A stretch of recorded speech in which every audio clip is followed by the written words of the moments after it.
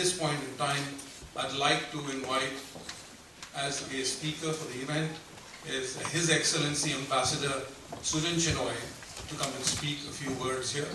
Sujan Chinoy is a very senior Indian diplomat who is an expert on Asia, mostly on the Oriental Asian part of the world. Is a fluent speaker of close to 10 languages, has done a number of years in the Far East, as well as has done a year studying in Japan, is fluent in Japanese as well, and I'd like him to come and say a few words now. Thank you.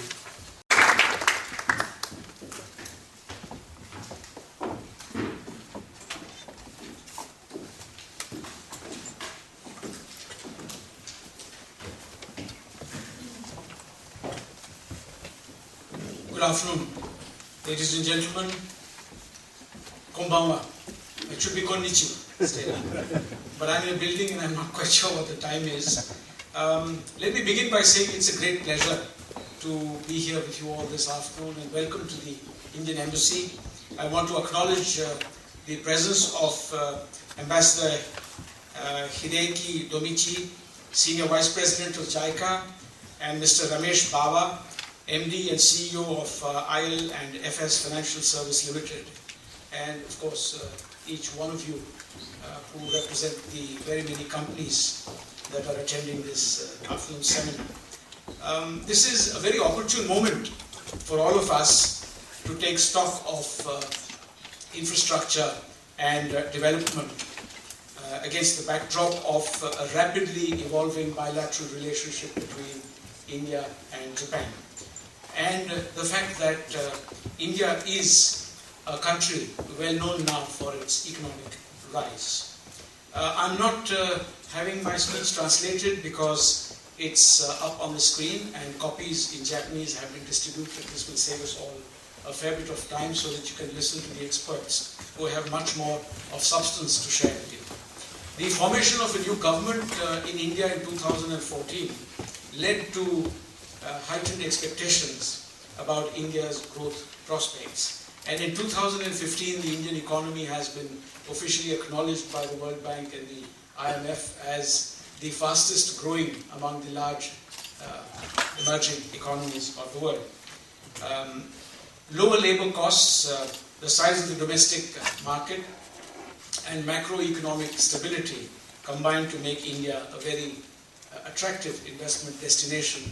My Prime Minister has often said that India offers uniquely what no other country offers, which is the 3 Ds. The D of democracy, the D of a demographic dividend, as well as the D of a very large domestic demand, that is the market.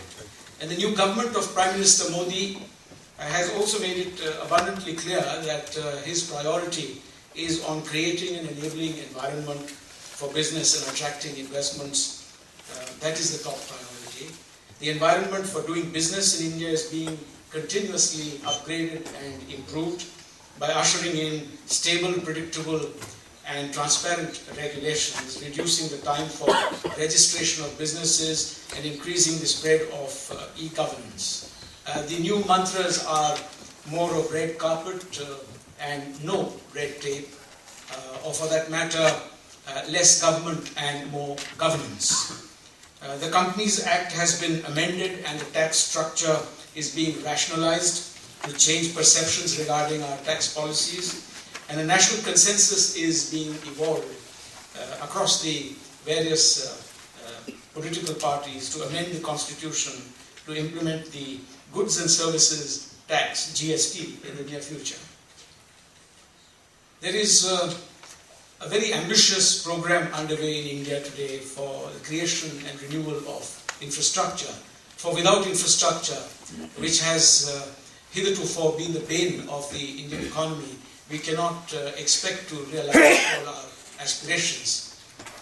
We therefore have focused on investments in urban transport networks, highways, development of industrial corridors, railway networks, renewable energy and smart cities, etc.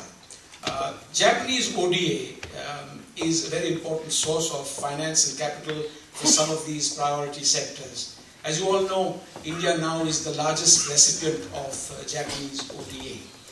The cumulative commitment of such ODA loans to India has crossed US dollars 40 billion. And I think it's very appropriate today that Ambassador Domichi from JICA is here to address you, for he will have a lot more to say on that subject. There are, as you all know, very many complementarities between our two economies. While Japan has an abundance of capital and cutting-edge technologies, it faces a dwindling market back home and an aging population. The Indian economy is characterized, on the other hand, by a booming market, fueled by the growth of an aspirational middle class that numbers well in excess of 200 million, some say 300 million, depending on what kind of yardstick you use.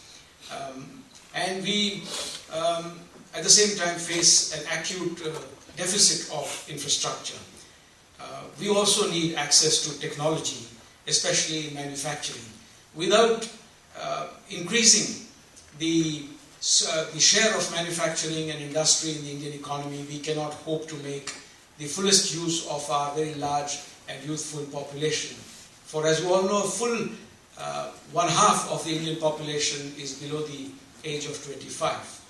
And these numbers over time can be an advantage if they are accommodated in the manufacturing sector. So we will have to create employment through means of the manufacturing sector, and that sector, I'm afraid, is entirely dependent on the pace at which we will create infrastructure in the country. Combining Japan's capital and technology with India's rich human resources and skills makes for a winning combination for both countries. The JBIC surveys for 2014 and 15 have ranked India as the most preferred destination for Japanese manufacturing companies in both the medium and the long term. This is a very encouraging sign for the future of our bilateral economic ties. It is now also well known that Japanese companies have invested US dollars 19 billion in India since the year 2000, making Japan the 4th largest foreign investor in India.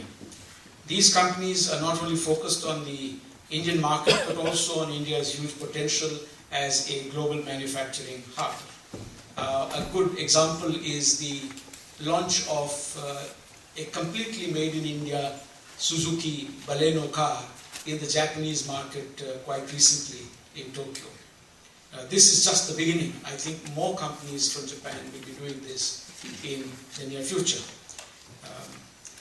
But as I said before, it's the underdeveloped infrastructure, a theme on which I've heard people like Osamu Suzuki-san speak at length on a number of occasions. He, of course, braved the deficit in infrastructure, having gone out to India very early on. But in order to encourage the rest of the pack to go from Japan to India, we will need to do more on infrastructure. That is where the companies like IL&FS come in. In recent years, we have seen infrastructure investment in India to the tune of 150 to 200 billion US dollars annually from both private and public sources.